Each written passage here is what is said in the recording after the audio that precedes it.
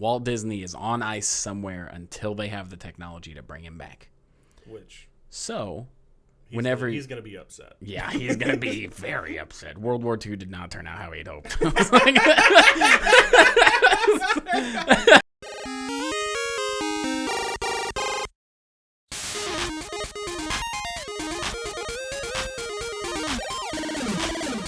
Welcome to the Nerd News Podcast, starring Tyson Cox and Tyler Waltz.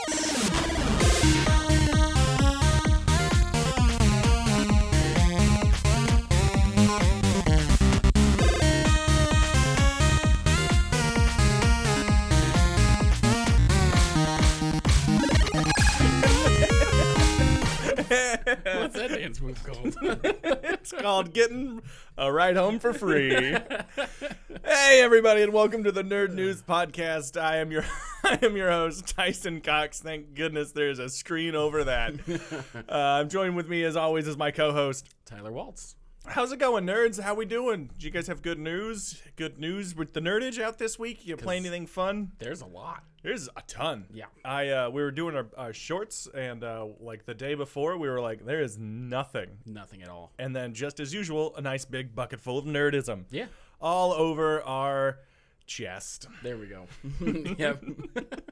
As close as we can get to censorship. It was D23. Yep, D23, which I found out was a thing. Yeah, same. I was looking at all the stuff on the list, and I was like, man, there is so much Disney stuff. Was anybody else there? Yeah, so here, And if you then don't know what found out this... that D stands for Disney. Yeah, Disney is it's what Disney's doing in 2023, and Tyler's like, why is Disney's really got a monopoly on this? Thank God Marvel's here to really round it out. Yeah, no joke. Well, there were some of the things on there that I didn't realize were Disney, like, titles as well, so... Well, and then you realize it's a big monopoly, and we're being controlled by. Never mind. We'll save that for the conspiracy corner. I don't like Disney. Well, there goes all our views. Yeah, right. Wow, they got throttled real early. Yeah. I like some of the stuff they do, but for the most part, it seems bad. Yeah, it's becoming more and more like no matter what, you're getting the same thing with different characters. Yeah, it's way too serialized at this point. Like, it's hard for me to even get excited for something because I know the formula, right? Like, they've even gotten away from more serious storytelling because, like, I finally saw Thor: Love and Thunder. Okay, and I haven't seen that. Love Taika Waititi, though. I thought you saw it. No. Oh, okay. I won't spoil anything, but my biggest issue with it was they took the success of Thor Ragnarok because it was very jokey and funny. Yeah. And they put that same attitude in Love and Thunder, but they tried to tell a much more serious story. Yeah. So it was a roller coaster and all the wrong. Like, you get some real serious stuff, and then immediately it's just back to jokes and highbrow or like lowbrow stuff, which I feel like you don't necessarily have to be one or the other, but they didn't tone it out correctly at all, and that's kind of becoming all of Disney. Well, that's been my complaint a lot about that. Is like in the scene when Vision shoots down War Machine. They just immediately like, and he's fine. Yeah. Like, no, let that hang out. There's it's a lesson. There's growth in there. We shouldn't have seen him for the rest of the movie. Correct. And it should have been something at a future date that gets somehow reconciled. Yeah. But with when you're talking about Thor, I read a really good theory that I like in its headcanon where Thor Ragnarok is him telling his story to all the kids on the ship as like Asgard's destroyed.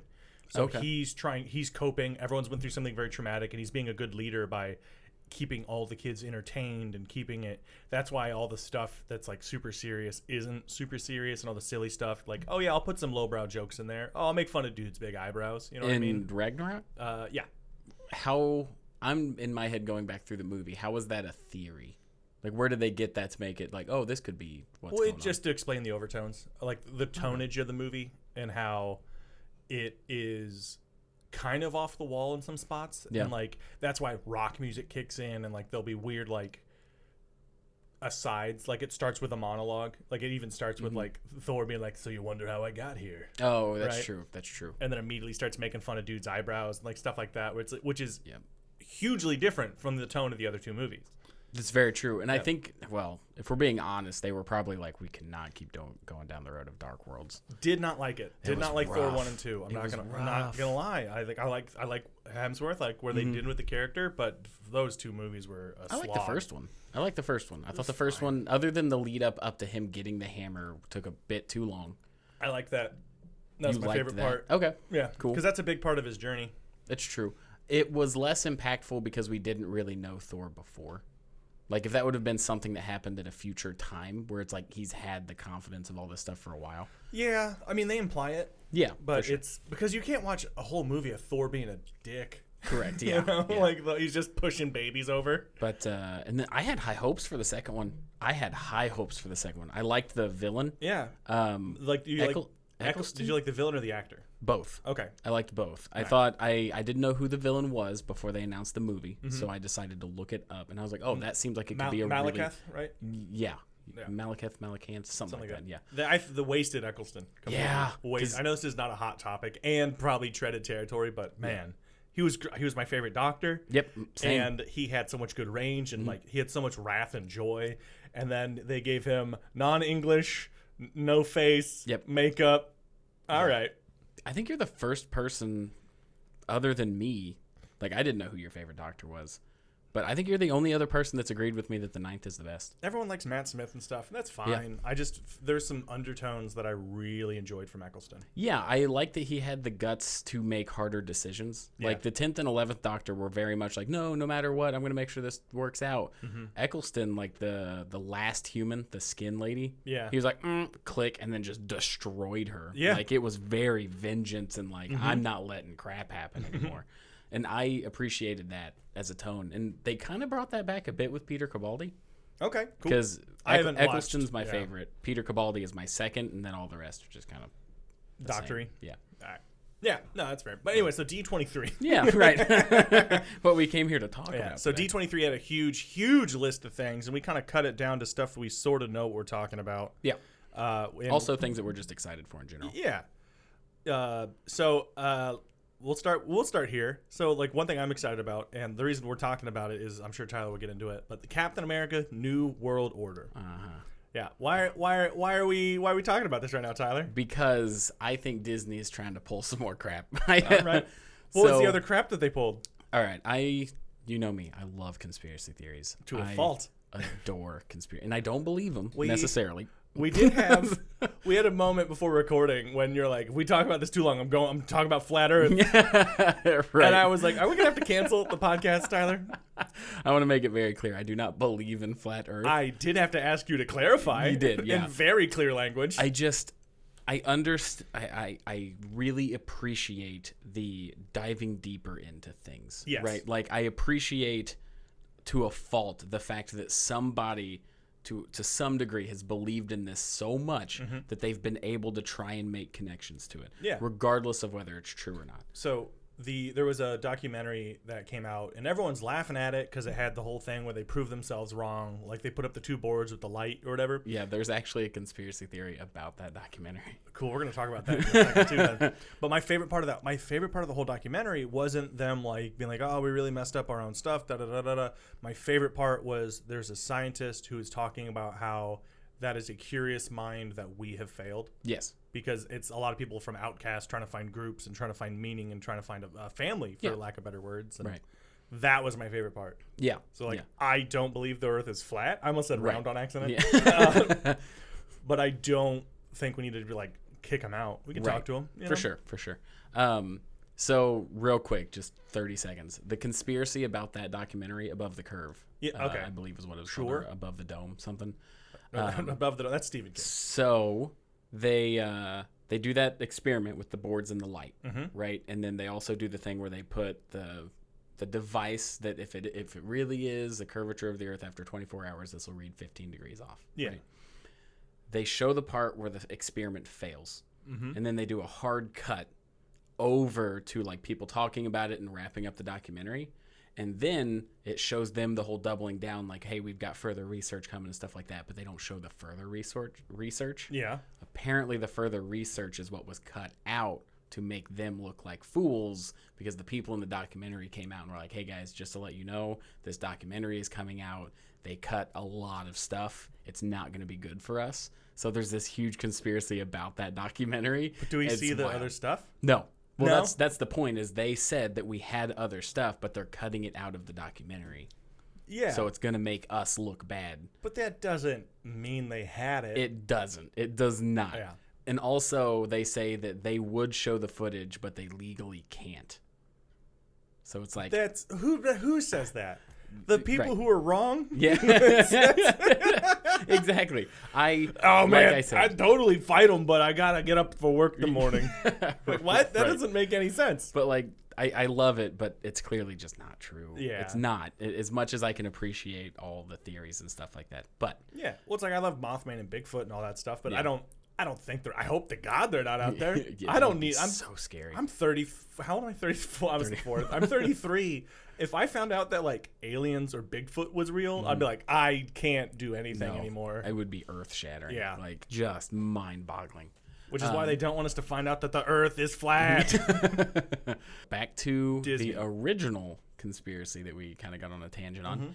So Disney is known to try and cover up bad things. Period. Yeah. Regardless of what it is. People Like, vomiting in their parks. People dying in their Yeah. parks. They're like, drag them outside, declare them dead, because Yeah. nobody's ever died at Disney. So, Mathematically legit. right. One of the biggest conspiracy theories around Disney is frozen Walt Disney, right? Mm-hmm. Is that Walt Disney is on ice somewhere until they have the technology to bring him back. Which So, he's whenever he's gonna be upset. yeah, he's going to be very upset. World War II did not turn out how he'd hoped.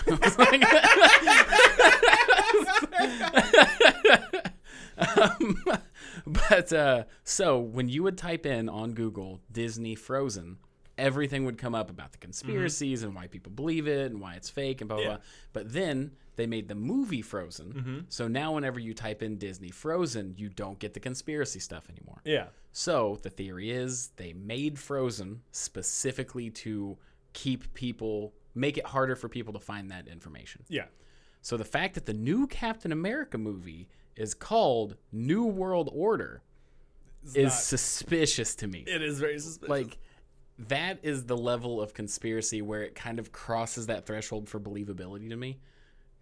What do you mean? Like, I 100% Like, it's more believable. correct. Okay. I think it's so much more believable that Disney would make a movie that Yeah. would hide more so than even Disney really being on ice, you know? Yeah. But we all know the state of the world. It's kind of goofy, weird, messed up. Some crazy stuff is going on. Mm-hmm.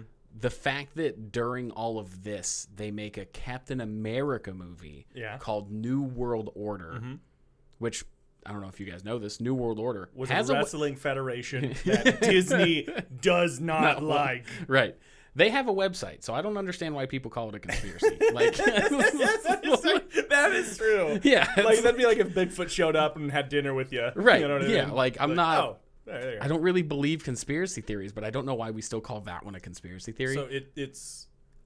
I think it's because like the actual like shadow, that Yeah. the cabal behind it is the conspiracy, but people are like, I got $25 in a domain name. Yeah. So yeah, like they named this movie New World Order at the peak of people looking into what the New World Order is. Yeah. And like all the big wig organizations, that is so suspicious to me. Yeah. That's a level where I'm like, maybe, like probably actually, like it freaks me out. Well, yeah, that's just a giant corporation trying to protect things. Yeah. A giant corporation trying to protect the organization that's trying to make the world better for them. I don't know, man. Those Georgia Stones got messed up, got goofed up. They did. That was a wild story. Like, I didn't even know what they were until they blew up. And Yeah. that's crazy because I'm a conspiracy theorist. You know, you can't see everything. No, you can't see everything. But yeah, that was a wild because that's on video. Just some dude pulling up in a truck and just Yeah. like, And you know how I wasn't part of the New World Order? He drove himself in a truck. I'm sure he did. If it was a rich person, he would have had a chauffeur.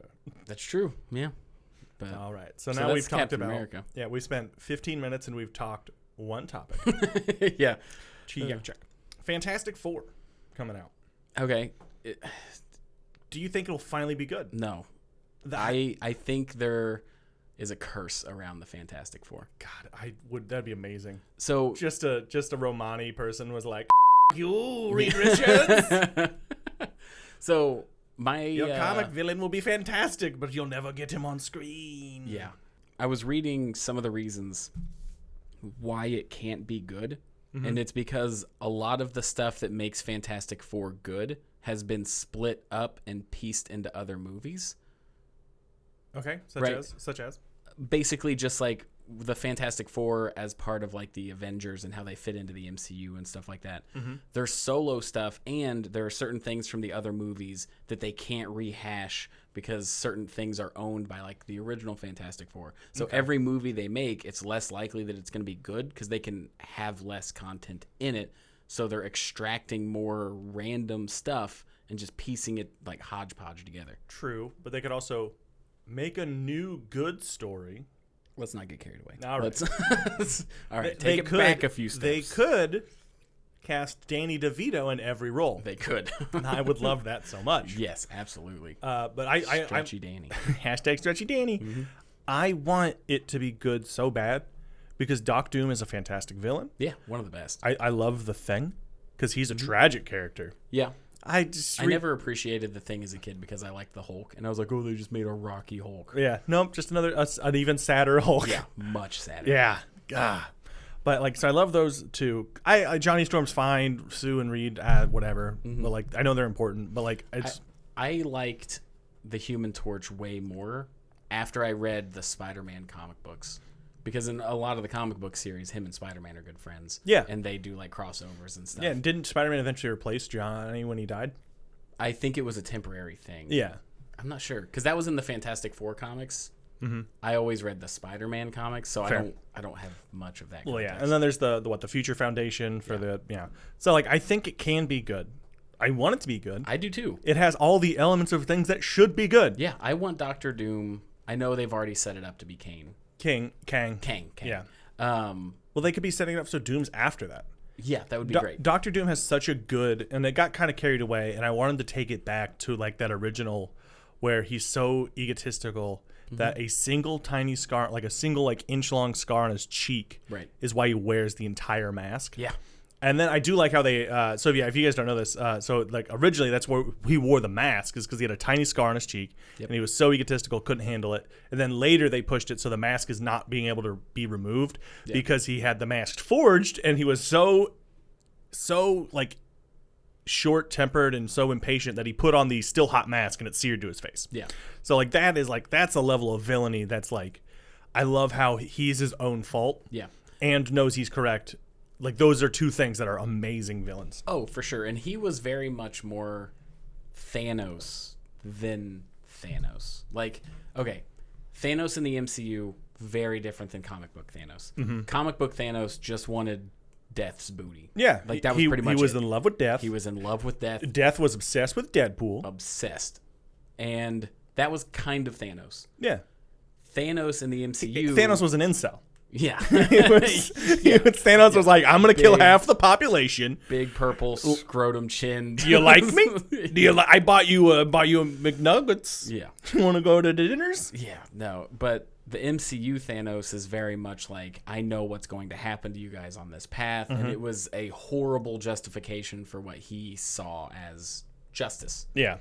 That's more Doctor Doom. Correct. Like, if you look at Doom, he is very much like, I want to prevent the world from destroying itself by destroying part of it. It's that weird mentality that was always more Doctor Doom. Yeah. Well, we've even talked about that a little bit. We hate the trope where it's like, well, we got to save the world, but to do that, we'd have to kill Greg. Yeah, right. And we can't let Greg go. And I'd be like, he babysits my kids on Thursdays. Oh no, That's Greg! Be inconvenient. Greg tripped and fell on a gun.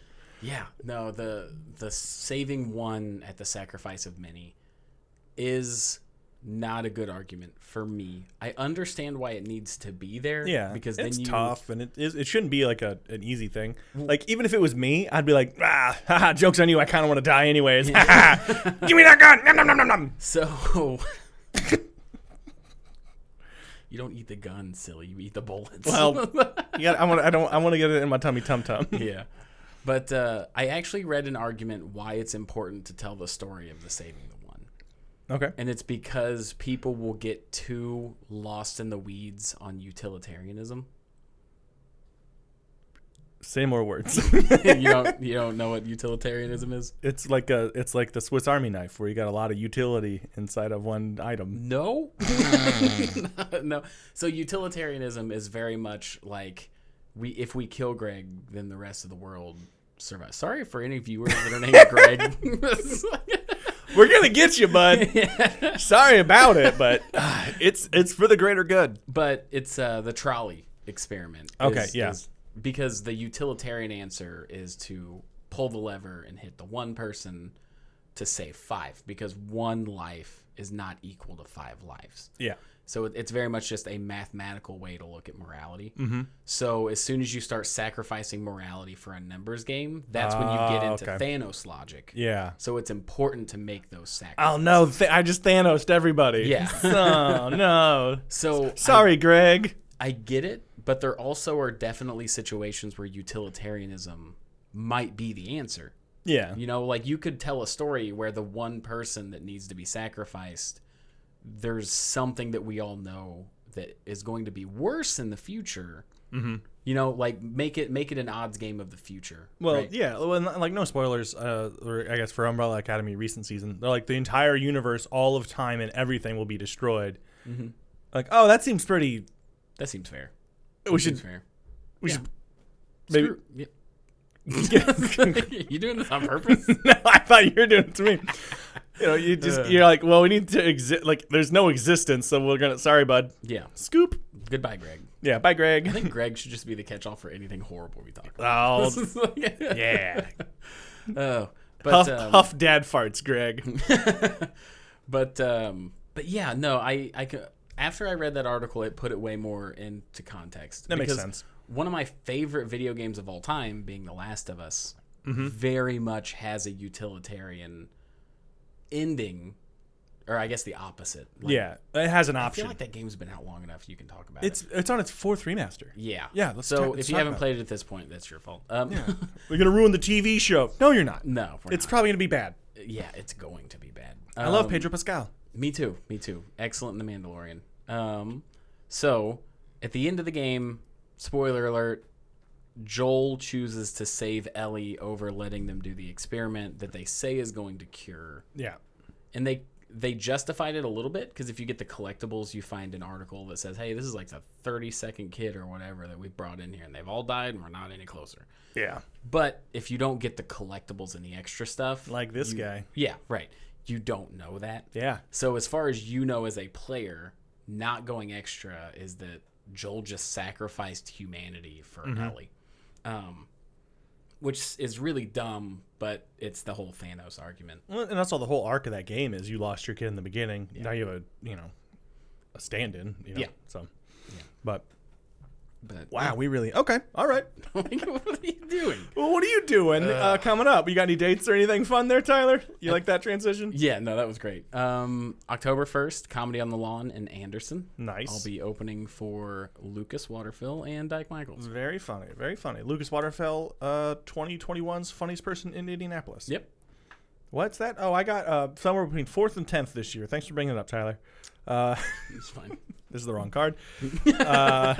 I'm going to be at Mothman Festival hanging out. So if you guys are there, come by, say hi. I'm going to try to put a show on next year, but I'm just here to go see the Bug Boy himself.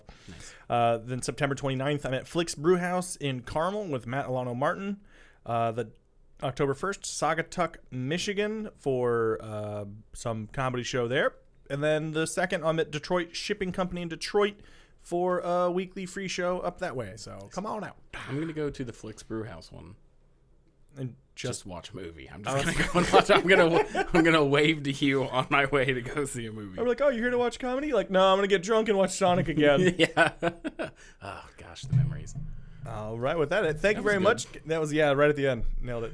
Thank you very much, guys. We'll see you Thursday. Yeah. Have a great week. Hello, everybody, and thank you so much for listening to this episode of Nerd News. We really appreciate each and every one of you. If you liked it, feel free to give us a like, subscribe, tell a friend. Our advertising is you, and we really appreciate everything you do.